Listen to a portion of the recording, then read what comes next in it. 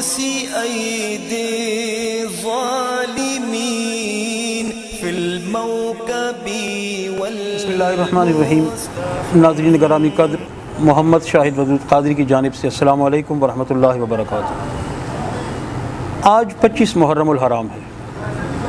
آج کا دن اسلامی تاریخ کی ایک عظیم، عبقری اور صابر و شاکر شخصیت سے معنون ہے۔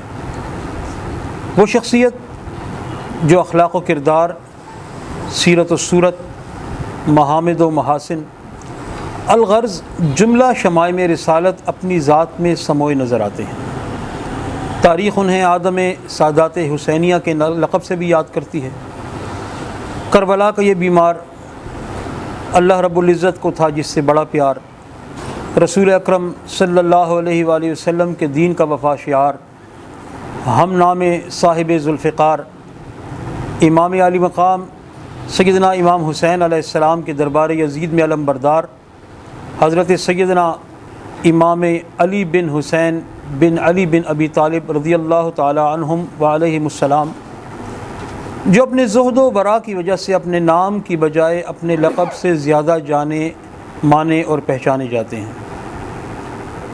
آپ کی شخصیت، سیرت اور کردار پر گفتگو کرنے کے لیے میرے ساتھ اسٹوڈیوز میں آج موجود ہیں ممتاز محقق و مدقق جناب علامہ سید محمد انور شاہ صاحب قادری بخاری۔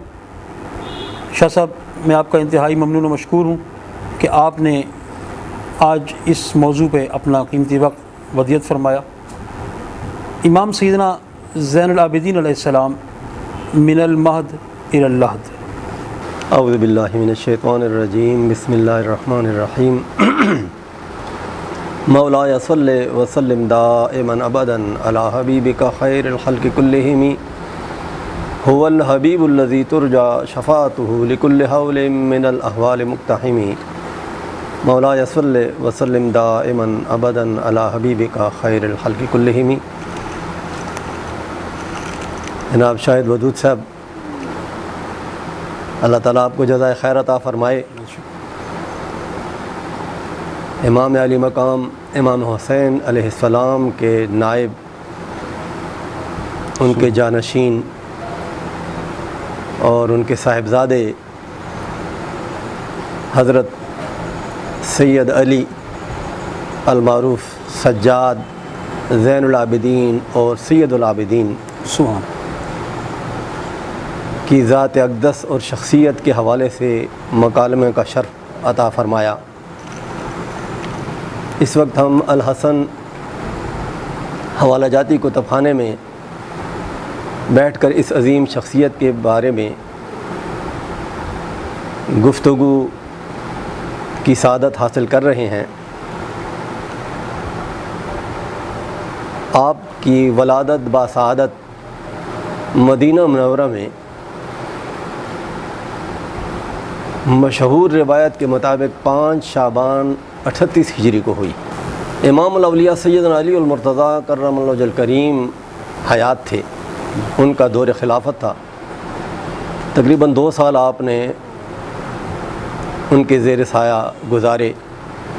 آپ کے القابات سجاد، بہت زیادہ سجدے کرنے والے تھے، سبحان اور زین العابدین، عابدین کی عبادت کرنے والوں کی زینت۔ سبحان یہ لقب صاحب شواہد النبوت نے لکھا ہے کہ حضرت امام زین العابدین علیہ السلام عبادت میں مصروف تھے، تہجد ادا کر رہے تھے کہ اچانک شیطان آیا سانپ بن کر، اور پہلے اس نے آپ کو ڈرانے کی کوشش کی لیکن آپ نہیں ڈرے اور نماز آپ نے نہیں توڑی۔ پھر اس نے آپ کے پاؤں کا انگوٹھا منہ میں پکڑ لیا اور سخت کاٹا، جس سے آپ کو شدید درد ہوا، لیکن پھر بھی آپ نے نماز نہیں توڑی، اور نماز مکمل کر کے سلام پھیرنے کے بعد اس عرصے میں اللہ تبارک و تعالیٰ نے آپ کے دل پر منکشف کر دیا کہ یہ سانپ شیطان ہے دراصل۔ یہ واقعہ کربلا سے پیشتر کا ہے؟ جی، یہ بعد کا واقعہ ہے، بعد کا واقعہ۔ یعنی اگر ہم یہ کہہ سکتے ہیں کہ حضرت امام زین العابدین علیہ السلام کی ساری زندگی مصائب اور آلام سے دو چار گزری ہے. بالکل بالکل. نہ صرف کہ واقعہ کربلا بلکہ وہ تو ایک بہت بڑا واقعہ تھا. جی جی جی جی اس کی طرف آتے ہیں ہم. جی یہ تو لقب کے حوالے سے سبحان اللہ. عرض کر رہے تھے کہ یہ لقب جو ہے نا یعنی اللہ تعالیٰ کی جانب سے یہ بھی ایک تکلیف اور ایک آزمائش. جی ایک آزمائش تھی. اور جب آپ نے نماز مکمل کر کے سلام پھیرا تو اس کو برا بلا کہا، سانپ چلا گیا، وہ شیطان دفع ہو گیا. جی اور درد اسی طرح شدید تھا، لیکن اس درد کے عالم میں آپ دوبارہ اٹھ کھڑے ہوئے سبحان.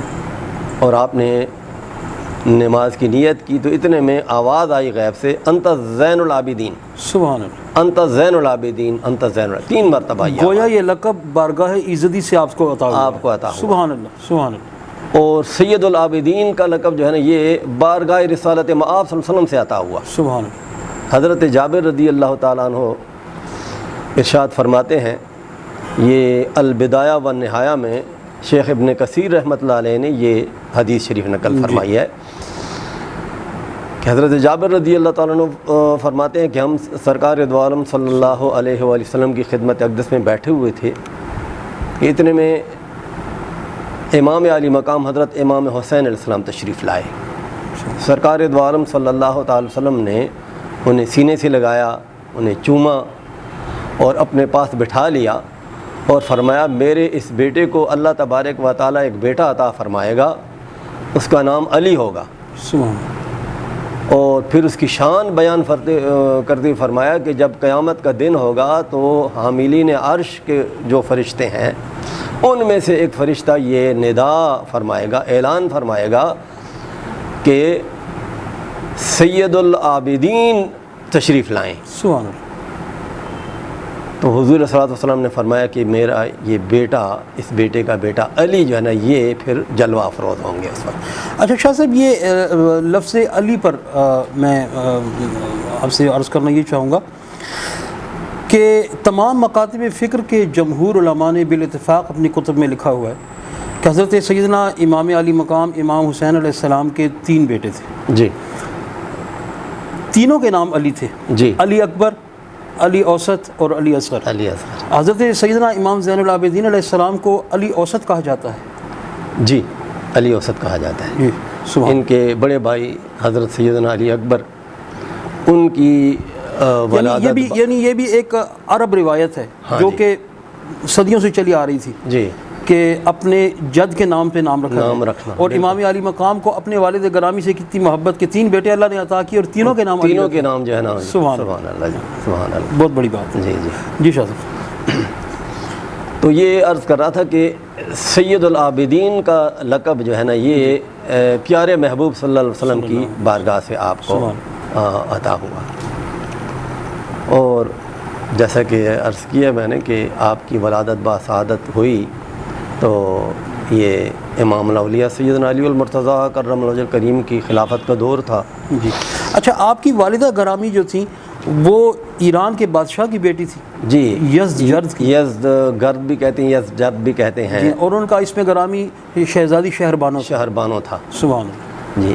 یہ یعنی والد کی طرف بھی شہزادے ہیں اور والدہ کی طرف سے بھی شہزادے. سبحان اللہ. جی بالکل. یہ 3 بیٹیاں تھیں ان کی. سبحان اللہ. اور یہ جب فتح ہوا فارس تو وہ گرفتار ہو کے آئیں. جی.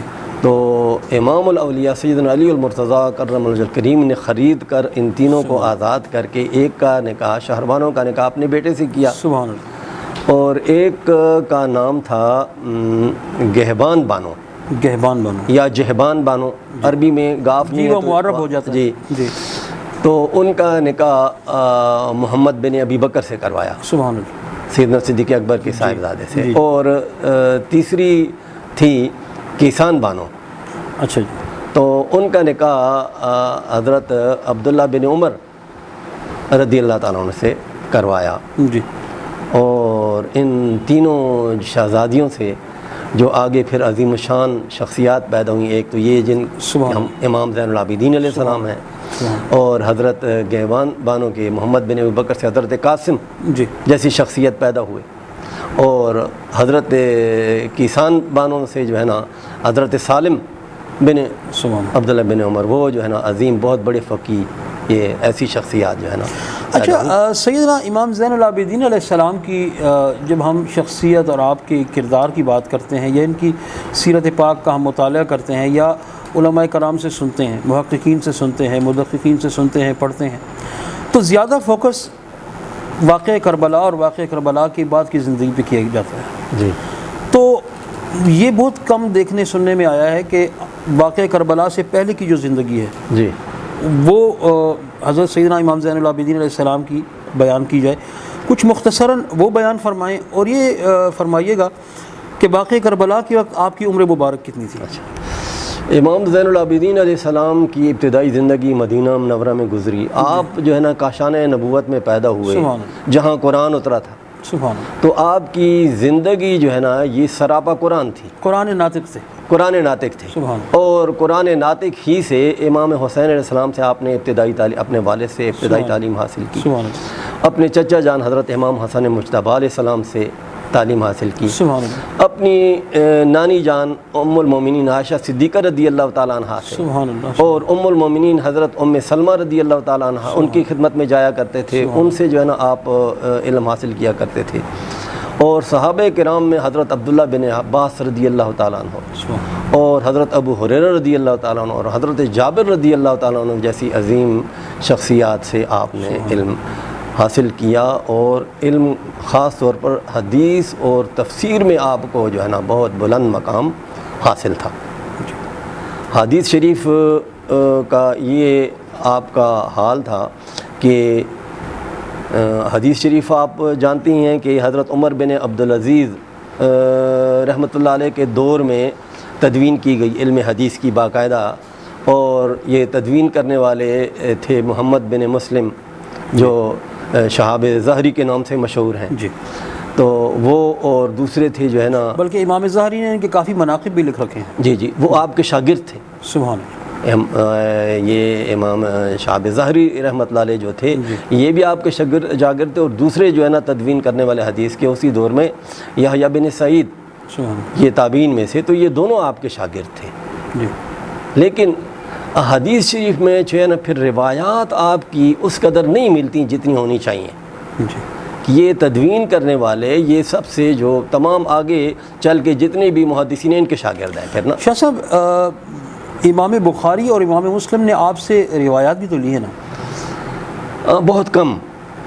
لیکن اگر وہ امام بخاری اور امام مسلم کی اگر صحاح میں وہ آ گئی ہیں جی تو کیا ان پہ جرح و تعدیل کی گئی؟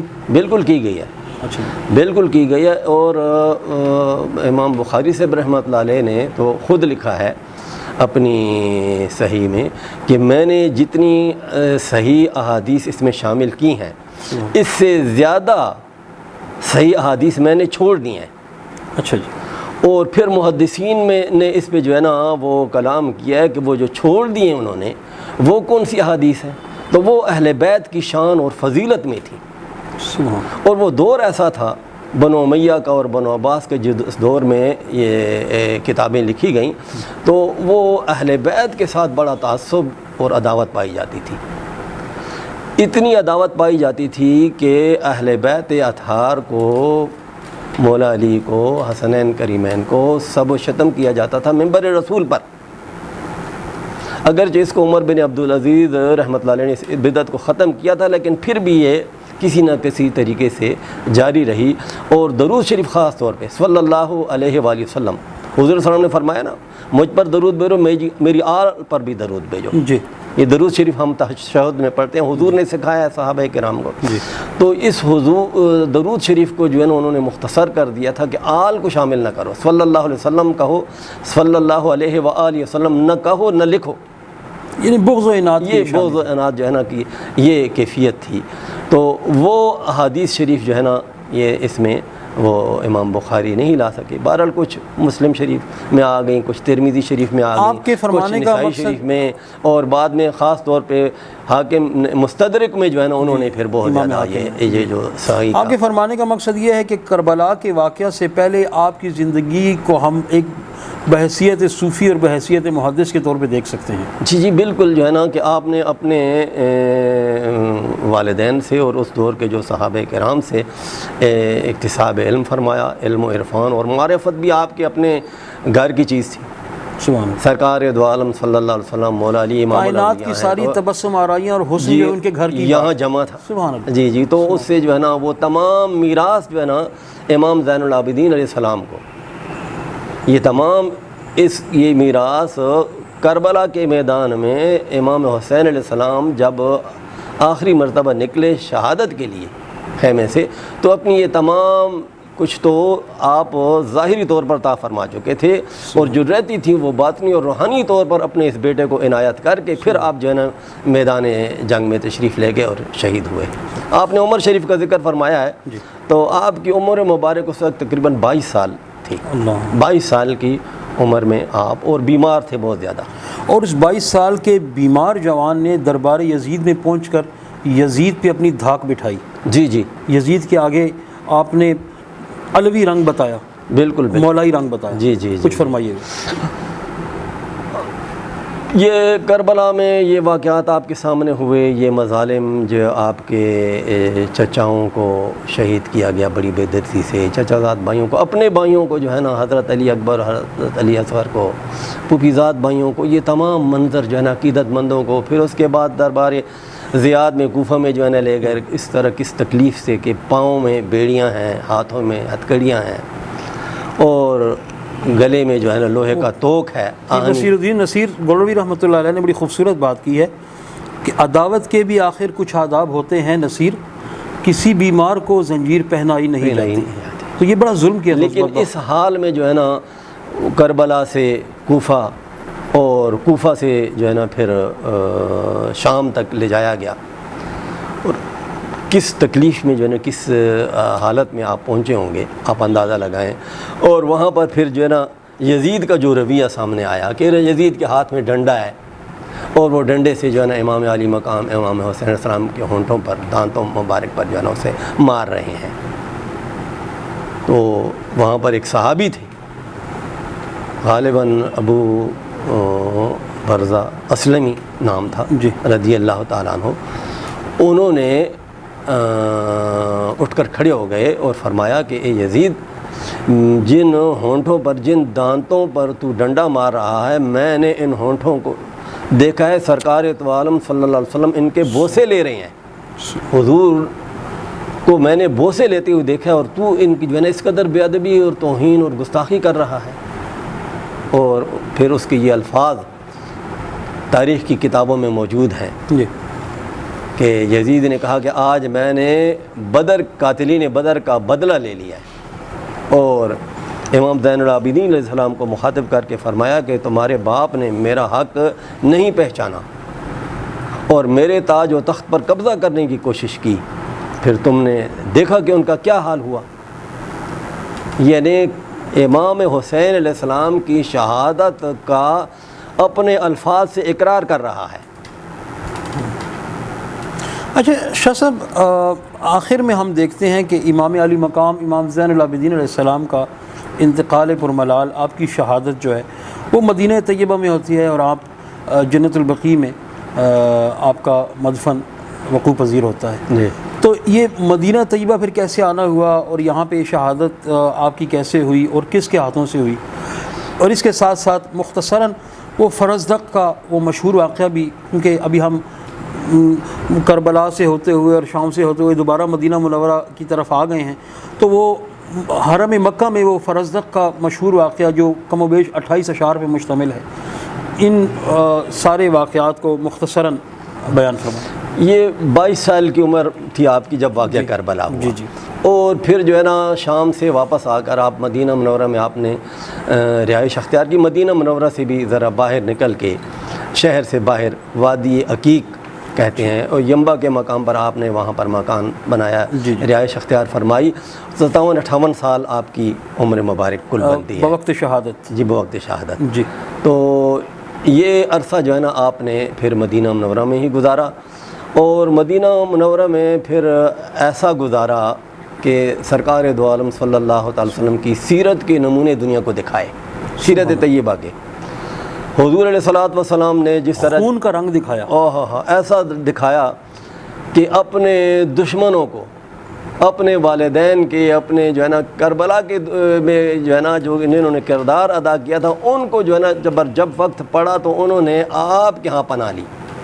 مروان بن حکم کریم کی اولاد کریم، جب مدینہ والوں نے یزید کے خلاف بغاوت کی اور حضرت عبداللہ بن حنظلہ رضی اللہ عنہ کی قیادت میں وہ نکلے، تو بنو امیہ ان کا ٹارگٹ تھا، خاص طور پہ مروان بن حکم۔ یہ تاریخ کا بڑا گناؤنا کردار ہے جی۔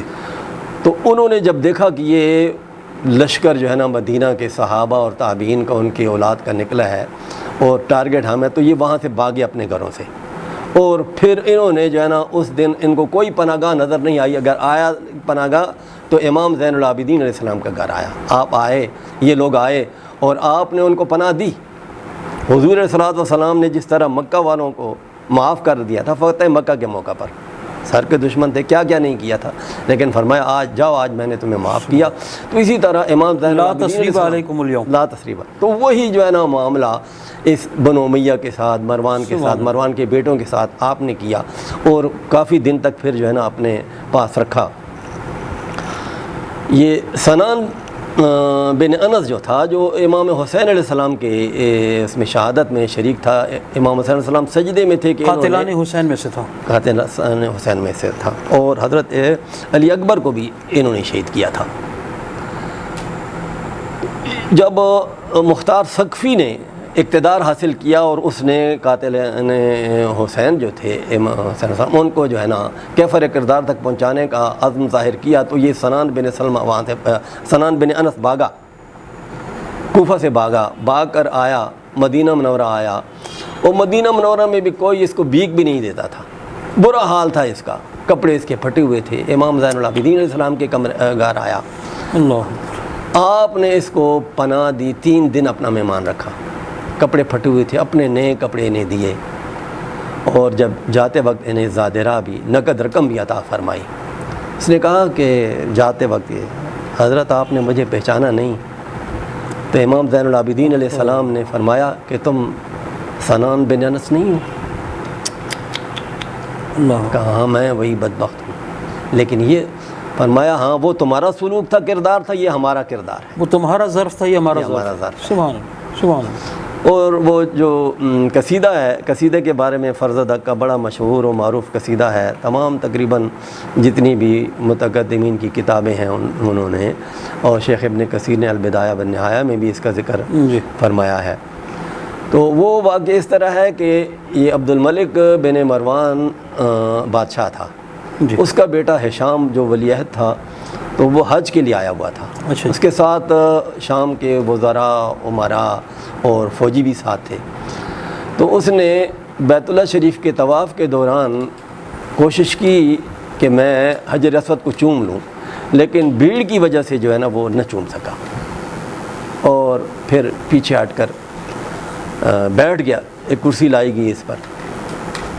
اتنے میں امام زین العابدین علیہ السلام تشریف لائے، جو ہی انہوں نے لوگوں نے دیکھا تو وہ لوگ جو ہے نا، اب امت کا دیکھیں نا، امت عام مسلمین کا کتنا جو ہے نا عقیدت اور محبت تھی ان کے دلوں میں۔ سروں پر تو حکومت بنو امیہ کی تھی، لیکن دلوں پر اہل بیت کی حکومت تھی۔ سبحان اللہ۔ تو وہ پیچھے ہٹ گئے اور ہاتھ باندھ کر کھڑے ہو گئے۔ امام زین العابدین علیہ السلام نے بوسہ دیا، خدا کے گھر میں دل ان کے حضور جھکا ہوا۔ سبحان اللہ، بالکل بوسہ دیا۔ بوسہ دینے کے بعد جو ہے نا جب وہ باہر تشریف لائے، طواف مکمل کیا، وہ جو شامی تھے انہوں نے پوچھا ہشام سے کہ یہ کون صاحب ہے، کون شخصیت ہے کہ جو ہے نا آپ کو کسی نے جو ہے نا وہ موقع نہیں دیا، اور ان کے لیے سب لوگ جو ہے ہٹ گئے، ان کو جو ہے نا یہ کوئی خاص شخصیت ہے۔ تو اس نے کہا میں نہیں جانتا، حالانکہ جانتا تھا، جی درباری تھا نا، بیٹا تھا عبد الملک کا، اچھا عبد الملک کا بیٹا تھا اور ولی عہد تھا، ولی عہد مقرر کیا تھا، نہیں مروان کا پوتا تھا۔ میں فرزدق کی بات کر رہا ہوں۔ فرزدق وہاں پر موجود تھا، جی ہاں، جی جی، فرزدق شاعر جو وہاں موجود تھا، تو فرزدق نے فرمایا کہ میں جانتا ہوں، اچھا اے ہشام تم نہیں جانتے، میں جانتا ہوں۔ سبحان اللہ۔ پھر انہوں نے یہ قصیدہ لکھا، 28 یا 30 اشعار ہیں یہ ان کے عربی زبان میں، اور اس میں انہوں نے فرمایا کہ ان کو تو بیت اللہ شریف بھی جانتا ہے، اللہ، ان کو تو حجر اسود بھی جانتا ہے، ان کو صفا مروہ جانتے ہیں، ان کو عرفات جانتا ہے، منی جانتا ہے، اور جو ان کو نہیں جانتا وہ خدا کو بھی نہیں جانتا۔ اللہ، بڑی تعریف جو ہے نا انہوں نے حضور امام زین العابدین علیہ السلام کی جو خاندان ہے، نسبت ہے حضور کے ساتھ، اس نسبت کا بھی ذکر کیا، اور پھر ان کے ذاتی محاسن ان کا بھی ذکر کیا۔ جب یہ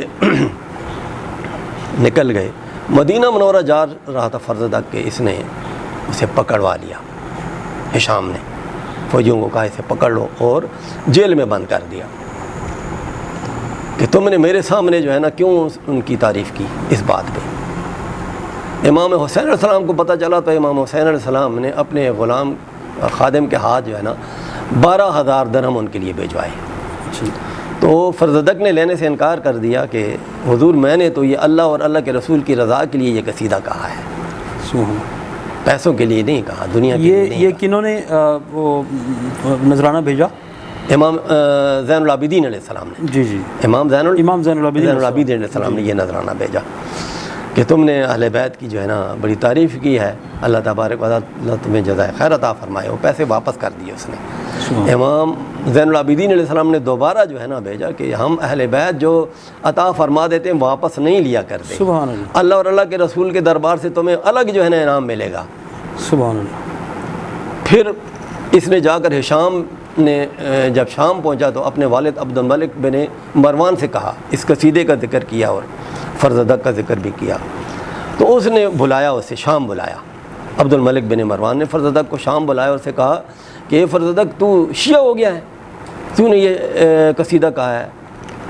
تو قربان جاؤں کیا جواب دیا فرزدق نے۔ آپ نے فرمایا کہ اے عبد الملک، اگر اہل بیت اطہار کی محبت کا نام شیعت ہے تو ہاں میں شیعہ ہو گیا ہوں۔ سبحان۔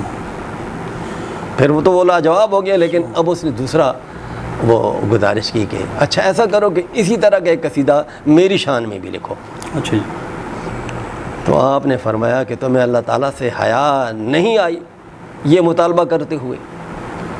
تم ان کی ماں کی طرح ماں لاؤ، ان کے والد کی طرح والد لاؤ، پھر جو ہے نا ایسا قصیدہ میں تمہارے لکھ دوں گا۔ سبحان اللہ۔ وہ آگ بگولا ہو گیا اس جگہ جواب سن کر۔ رجسٹر منگوایا جس میں اسکالرشپ وظیفہ دیا جاتا تھا، اس کو اس سے پر کاٹ دیا اور دستخط کر دیے کہ آج سے تمہیں میرے دربار سے ایک کوڑی بھی نہیں ملے گی، اور دربار سے نکال دیا۔ اس نے حج تو کیا ہوا تھا، یہ مدینہ منورہ آیا حضور صلی اللہ علیہ وسلم کے دربار شریف پر، اور پھر امام زین العابدین علیہ السلام کے خدمت اقدس میں حاضر ہوا۔